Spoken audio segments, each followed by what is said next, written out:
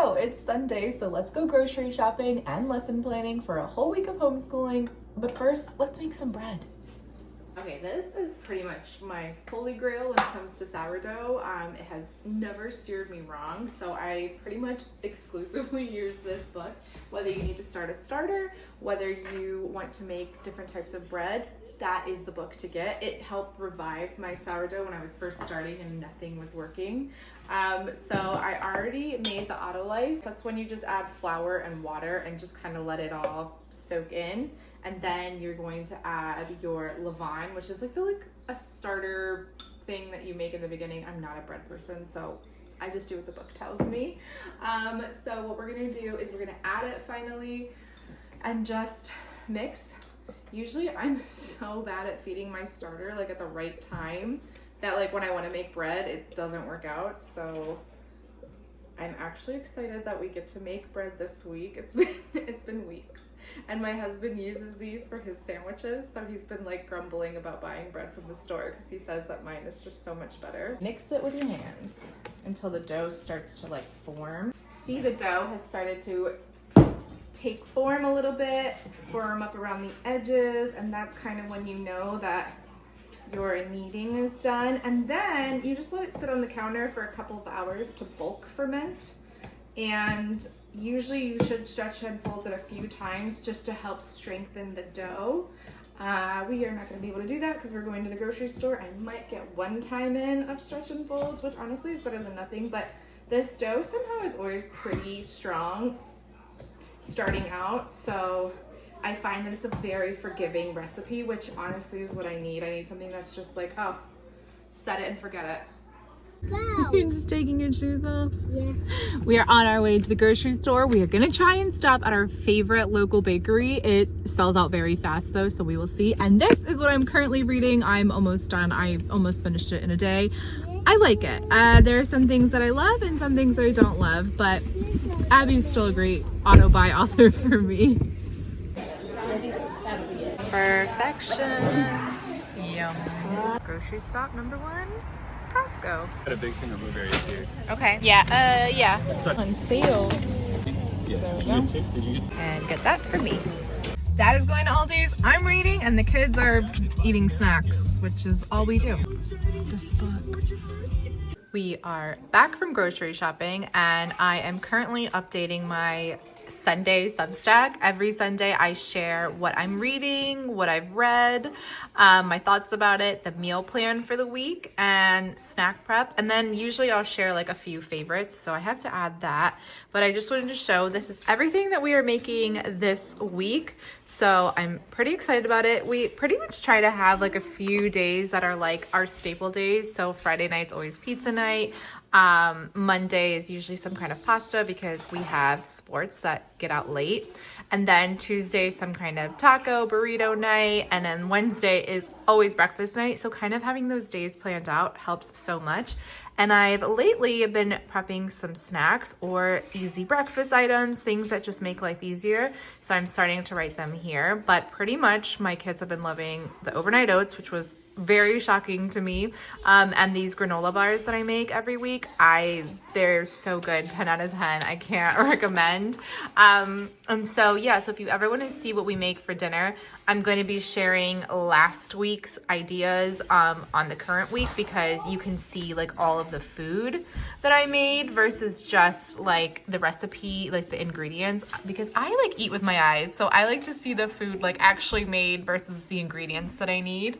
Meanwhile, this is my lunch. It's Greek yogurt with some honey and pineapple because I'm trying to up my protein intake and just kind of like count calories loosely. So this is my lunch. It's gonna start being my breakfast. But we had scones for breakfast today. I am going to walk you through lesson planning because I feel like when people think homeschooling, they're like, that's so much work, that's a lot.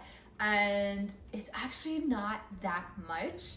Especially if you're planning for the week ahead, it takes me maybe 30 minutes to plan.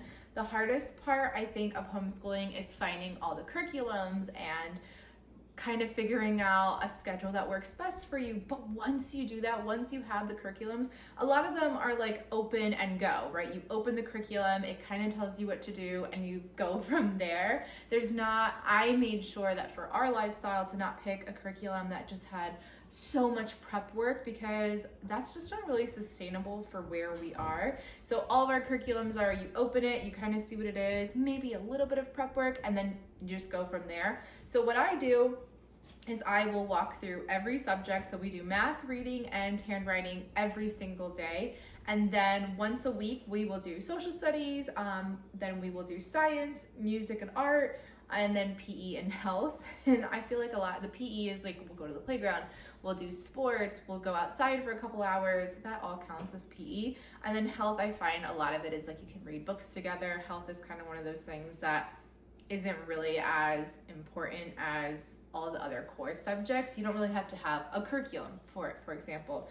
So what I do is I sit here and I will go through each subject one by one, open our curriculums, see what our curriculums are telling us to do, kind of think about how our week looks and how to structure whether or not some days need to be lighter on coursework. Like Tuesdays we have co-op, so I know not to schedule a lot of stuff. Or if I have doctor's appointments, things like that. We have play dates. I try to do less coursework so we can kind of enjoy those things and not have a ton of school that might kind of delay us or stress us. So this takes me, I want to say I do it every Sunday for my first grader. It takes me 30 minutes tops, which is great. And so people think there's just so much work that goes into it. And once you have your curriculums and you have your system, there really isn't. So let me show you everything that I do in real time so you can kind of see how the process works. You do not need a fancy planner or anything when you're homeschooling. This was from Walmart for like $6. It's a teacher planner. The reason that I like having a teacher planner over like a regular yearly planner is for this reason. The teacher planner has all of the subjects, so you can divide each day by different subjects, and I just find for homeschooling and obviously teaching that is so helpful. And so you can find this on Amazon for a couple bucks. You can wait back for Walmart. This usually comes around, I want to say like July, August, when it's back to school time. So the first subject I always start with is math. This curriculum kind of takes us a while to get through, so I always start our homeschooling with our hardest curriculum, just because I know then that once we have this out of the way, that the rest is kind of smooth sailing. So Beast Academy has been tricky. It is a more challenging math curriculum, and I had used this to supplement after we had done Math with Confidence. I love Math with Confidence. I thought it was very gentle at learning the fundamentals, but Beast Academy really forces kids to take all of their math fundamentals that they know and apply it to so many different situations, and I really love that. And another cool thing about Beast Academy is that all of the math is taught as comics. You can see it kind of like goes through the concept. The one thing about this that I don't love, that I'm glad we did Math with Confidence, is that I don't always feel like this explains everything in the best possible way. It doesn't work for every learner, so I like that with Math with Confidence, we kind of learned the fundamentals, and then this really, really amplified it and pushes it to the next level. So what I do for math curriculums is I will read what we're learning about just to make sure that I don't need to really supplement with videos or anything like that. So for this week, I don't. We know addition and subtraction. And then per day, I try not to do more than 2 pages. Otherwise, it's just a lot for 6-year-olds to sit and do. So this will be Monday, this is Tuesday, Wednesday, Thursday, and this week we have Friday off. But as you can see, now this is no longer just plain old addition and subtraction. It's kind of like a crossword puzzle. So I like this curriculum. It really takes things that kids are learning and just adds a puzzle element to it. It's a lot more logic heavy. So if you have puzzle loving kids, logic heavy loving kids, this is a great curriculum for that. For reading, we do Logic of English, Foundations D. I really like it. I like that it's reading, writing, and spelling and grammar all together. I am very sad that I will have to find something different next year for us. I've heard that Logic of English Essentials just isn't as well loved, and This is kind of an intense curriculum. There's just a lot for kids to remember. The English language is kind of chaotic. And so I hopefully will find something as good as this, but I know that a lot of the time afterwards, you're just gonna have to start picking different curriculums for like grammar, one for spelling, one for reading. So that will be interesting to see how we do that. But for this week, we are going to be doing an assessment, and then I usually will do a lesson a week. In the earlier foundations, like levels A, B, and C, I could kind of get through multiple lessons in a week, but I find that these just have so much for kids that I'm not trying to rush anything. So as you can see in a lesson, you'll be practicing the 75 phonograms, you'll be learning spelling rules, you will be reviewing said spelling rules, you will be learning grammar. So this is just a lot. You will be learning new vocabulary concepts. So I try not to rush this. There is also a reading and writing component. I don't do the writing at all. I do something different. And the reading, I have found that we have kind of gone past this level. A lot of it is still kind of picture books. And so for our read alouds, we are reading chapter books. So this month, right now, our read aloud is The Wild Robot. And so far we have been loving it. And then I kind of have found some discussion questions. I found it on Teachers Pay Teachers, and so I will kind of ask these. We will talk about some vocabulary words.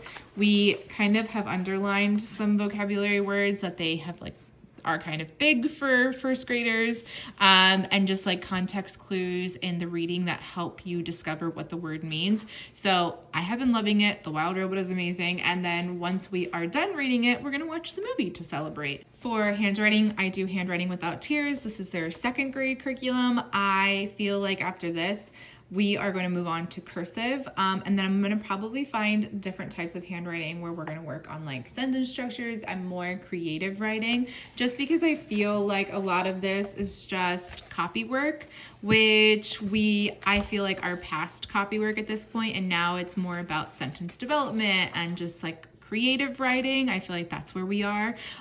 So I'm kind of going to the back of this a little bit, and this is just going to help kind of doing questions and answers. It gives them a little bit of the words right here so that they can kind of learn how to put these into the sentences.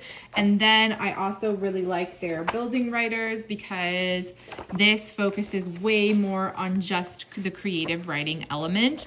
So once we're through with that, I'm just going to go straight into this. I definitely recommend, out of all of them, the building writers. I feel like that's a lot better for kids who already know how to write very well and they have good handwriting. Then the next step is creative writing.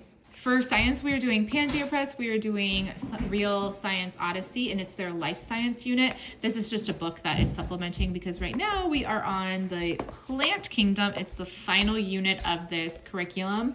And what I really like about this curriculum is I feel like it's not overwhelming to kids, right? So each unit, they kind of get a little reader right here, and then they get really fun hands-on lab work. So this week we're going to actually learn about art and science together, which is really great. And then we're going to do kind of a lab where we're going to see how leaves react to getting sun versus a leaf that doesn't get any sun. So I love this. This is such a great curriculum. I usually will supplement it with kind of this book because I feel like it is perfect. And then oftentimes we'll do real life. We'll go out in nature and observe things, or we'll watch videos because kids also really love that.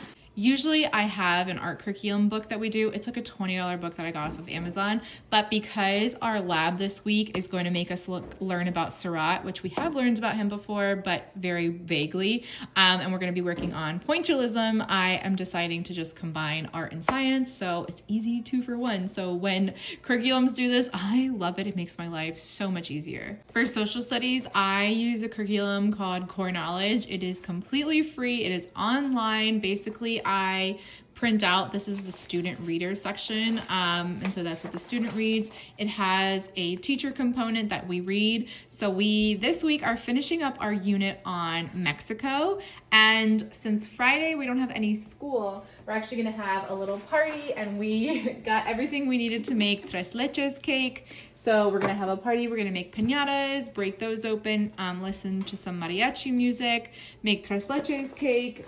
It's gonna be a good time. I got the idea to do like a class party because I feel like when I went to school, I would remember all of our class parties, and I just thought they were so exciting and so fun. So I thought, well, we can do that at home and kind of make like a day of it and make it really special. I might try to like decorate a little bit. And it's just like a really fun way to learn about a different culture, immerse ourselves in it, and appreciate it, and just make memories. So I'm very excited for our little class party this Friday, if you can't tell.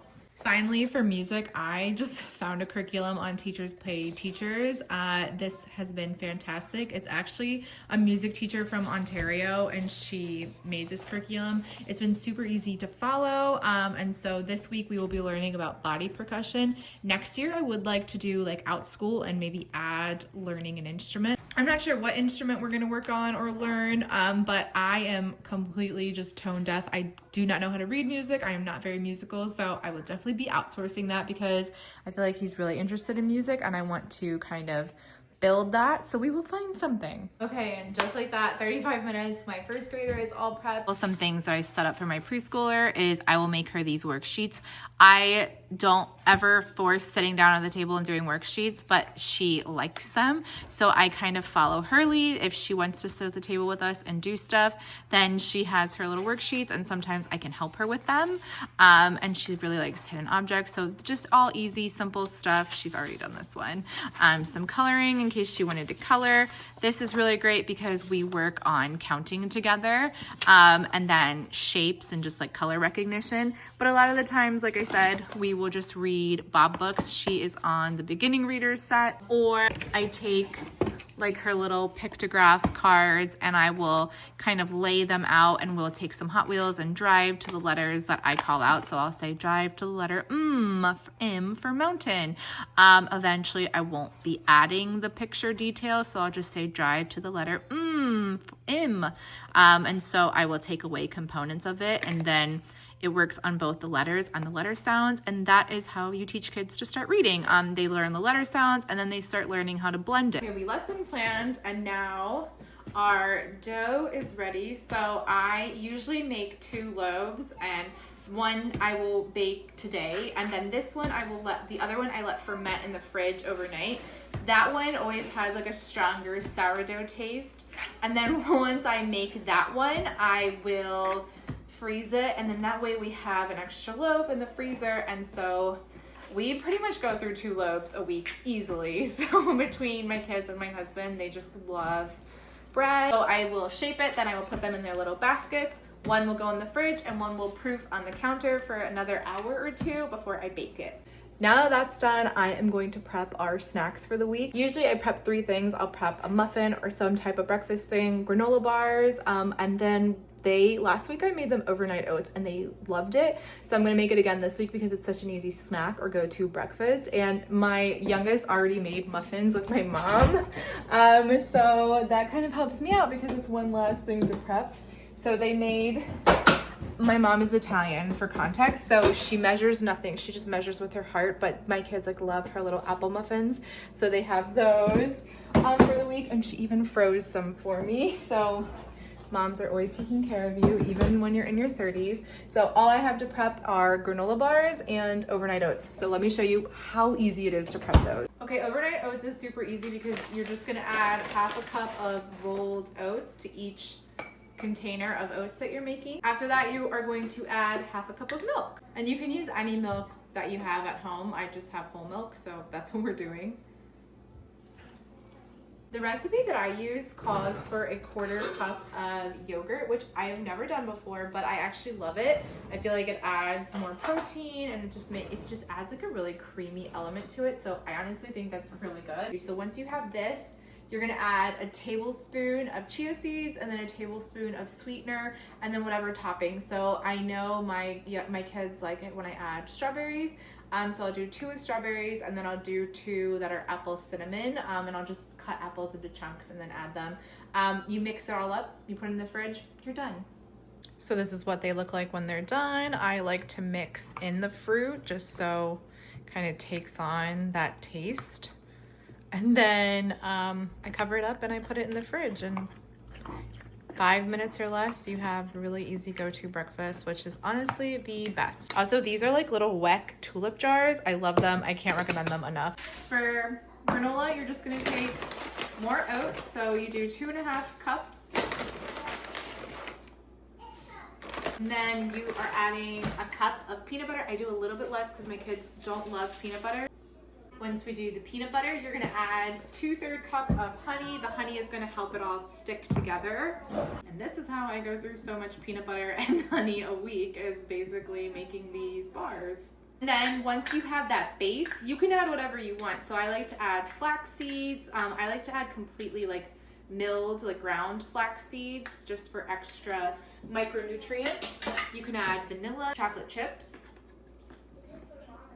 So whatever you have on hand, add it at this time. Adding some mini chocolate chips. I measure nothing. I just kind of add heaping amounts of it.